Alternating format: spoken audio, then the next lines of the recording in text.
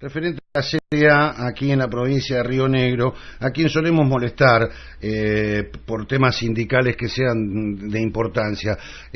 Los saludo, Jorge, y le pido disculpas nuevamente por la molestia. Hola, ¿qué tal? ¿Cómo andan? Un saludo para vos, el resto del equipo de la radio, y al contrario, un placer poder aprovechar este espacio para comunicar también al resto de compañeros y compañeras. Muchas gracias, Jorge.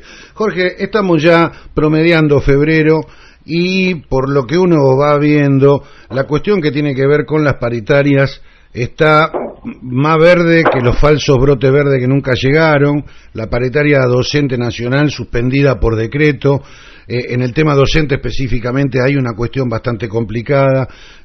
¿Cómo ve usted el devenir, el inicio de este año, ya terminadas las vacaciones? Justamente yo ahora me encuentro en la sede de la CETERA, como parte de la Junta Ejecutiva. Hoy tuvimos un plenario de secretarios nacionales de los distintos sindicatos de base de la CETERA, o sea, todos los sindicatos docentes del país, donde por unanimidad ratificamos primero que nada la denuncia del decreto 52 de este año, por el cual el gobierno intenta eliminar la paritaria nacional docente. O sea, sin paritaria docente nacional no se puede cerrar ninguna negociación salarial en ninguna provincia.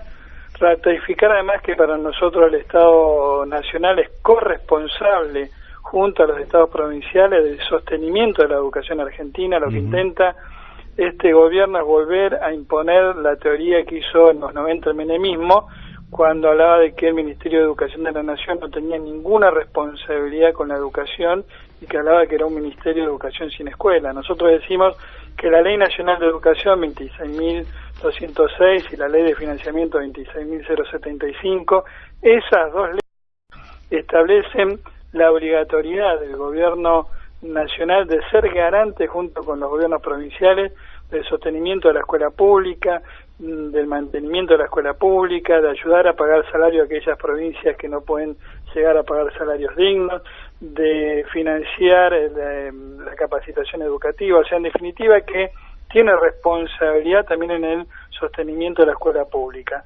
Y además hemos convocado al Congreso de CETERA para el día 28 del 2, esperando, y por eso hacemos pública esta convocatoria, que antes de esa fecha el gobierno nacional ratifique esta postura que siempre dice que cuando se equivoca modifica su actitud, porque creemos que ha sido una equivocación no convocar a paritaria docente nacional. Recordemos que en el primer año de mandato, en el 2016, cuando convocó a paritaria no hubo conflicto. Claro. O sea que ahora, si no quiere conflicto, lo que tendría que estar haciendo es convocar a paritaria y no eliminarla. Por eso decimos que debe rectificar esta postura. Rechazar cualquier intento de imponer un presentismo, cualquier mecanismo de coerción, porque nosotros sabemos y tenemos estudios realizados que en realidad el índice de inasistencia que dicen los gobiernos no es real, y que en realidad lo que sucede muchas veces es que las condiciones edilicias no están dadas como para sostener la salud de los docentes y los alumnos que asisten diariamente. Rechazar además la reforma previsional. Nosotros nos vamos a unir a esta campaña que se está dando en todo el país de juntar 1 millón de firmas para poder derogar la ley previsional, y además porque consideramos que también hay que eliminar cualquier posibilidad de armonización de las cajas provinciales, o sea, la extorsión que está haciendo el gobierno nacional, que las provincias que tienen mejor régimen jubilatorio tengan que adherir al régimen nacional a cambio de que le den financiamiento, y rechazar cualquier tipo de intento de eliminación del régimen jubilatorio docente, que no es un régimen jubilatorio de privilegio, como decían ahí, sino que al contrario es una cuestión lógica. Yo pregunto, ¿quién se imagina a los 70 años o quién, por ejemplo, quién mandaría, le preguntaría a todos los oyentes, quién mandaría a su nene o nena a la salita de 3 con la maestra jardinera de 70 años? Tal cual, es una locura. Es una locura. Y además, que hay que aclarar otra cosa más, los docentes somos uno de los sectores que también, a cambio de jubilarnos antes en función de garantizar la calidad educativa, aportamos más que el resto de los trabajadores a la casa. O sea que eso también hay que aclararlo. O sea que lo que nosotros estamos diciendo y dijimos hoy, y lo decimos con todas las letras, el gobierno nacional y los gobiernos provinciales que se están haciendo los tontos y miran para el costado y no presionan para la convocatoria paritaria docente nacional, son los responsables de garantizar o no el inicio del ciclo escolar. O sea que si queremos un inicio escolar normal, que es lo que queremos los docentes, porque repito, quedó claro, 2016 convocaron a paritaria y no hubo conflicto. Y las clases iniciaron normalmente. Claro, queda claro que los que están ahora planteando una estrategia para poner trabas en el normal inicio es el gobierno nacional, que no convoca paritaria docente nacional. Y que además esto es un riesgo para todo el resto de los trabajadores. Porque fíjense que lo que el gobierno quiere decir, no tiene que haber convocatoria total, el salario docente está establecido en un 20% por arriba del salario mínimo vital y móvil. Imagínense que aplican esta misma cláusula a todos los demás sectores, con el agravante que además el salario mínimo vital y móvil ni siquiera salió por acuerdo, fue fijado en forma unilateral por el gobierno nacional. Estaríamos frente a un panorama terrible donde los trabajadores y trabajadoras de todos los sectores estaríamos totalmente atados de pie y mano para poder pelear ni siquiera un aumento salarial, ni un menos, ni una recomposición salarial. Lo que percibo en tus palabras es a una setera de pie y con toda la voluntad de resistir estos embates contra los derechos de sus trabajadores, con lo cual, y por el otro lado veo a un gobierno nacional y a ciertos y determinados gobiernos provinciales sin ningún ánimo de sentarse a una mesa de negociación. Parece ser que nos enfrentamos a un callejón sin salida que deviene en un conflicto que podría postergar o dificultar el inicio de las clases. Yo agregaría esto, lo que vos dijiste, una setera de pie, dispuesta a no renunciar a ninguno de los derechos adquiridos de la historia laboral de nuestro sindicato y el conjunto de los trabajadores, pero abierta al diálogo. Claro. Que esto es importante, porque nosotros venimos exigiendo la paritaria docente nacional desde todo el año anterior, 2017, lo planteamos a fin de año, apenas salió el decreto que intenta anular la paritaria, salimos a denunciarlo y hemos hecho una presentación además en la Organización Internacional del Trabajo, porque esto es violatorio inclusive de los derechos humanos, no garantizar la paritaria donde se discute condiciones de trabajo, donde se discute salario, donde se discute condiciones edilicias, calidad educativa, viola dos derechos fundamentales y humanos, que son el derecho a un salario digno y el derecho a que los pibes y pibas tengan una educación digna. O sea que la setera está de pie, dispuesta a resistir, pero también abierta. Por eso estamos anunciando que hay tiempo hasta el 28 de febrero que está el Congreso de la Setera para que haga una propuesta. Inclusive del 28 al primer el día de inicio de clase, que sería el 5, también hay tiempo. O sea, que hoy la definición la tiene el gobierno nacional y los gobiernos provinciales. Ellos tienen la posibilidad de evitar un conflicto y de que inicien y de favorecer a que las clases inicien normalmente.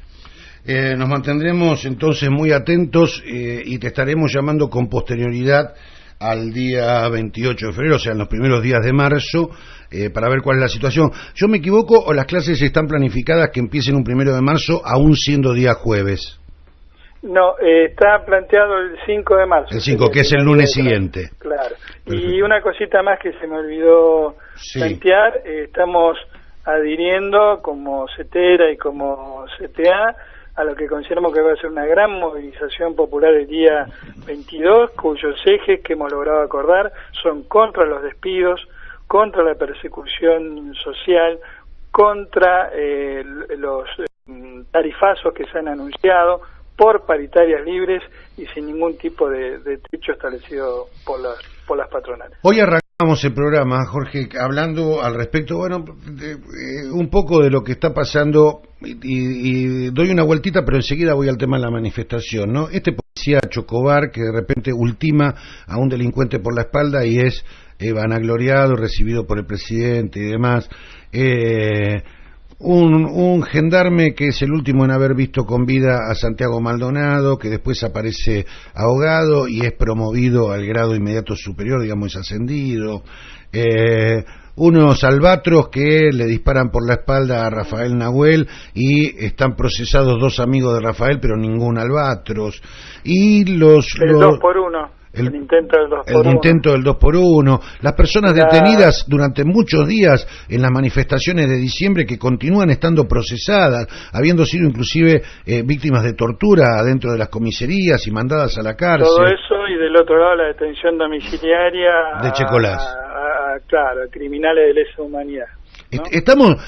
Hay una cuestión donde el pacto democrático y republicano parece estar siendo violado diariamente. Lo que pasa que yo creo que hay dos maneras de romper una democracia.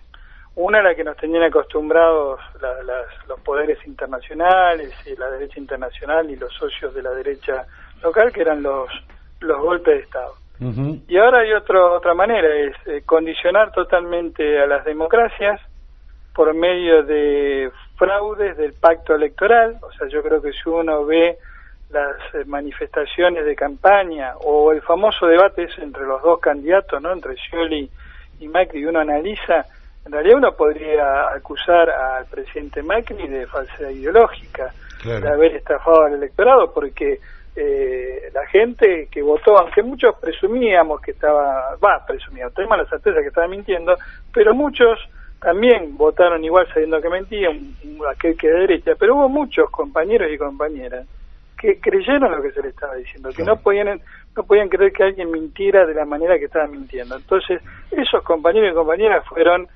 estafados. Entonces, es una manera, la estafa electoral, prometer en campaña con complicidad de todo un abanico de grandes corporaciones mediáticas para lograr imponer una mentira.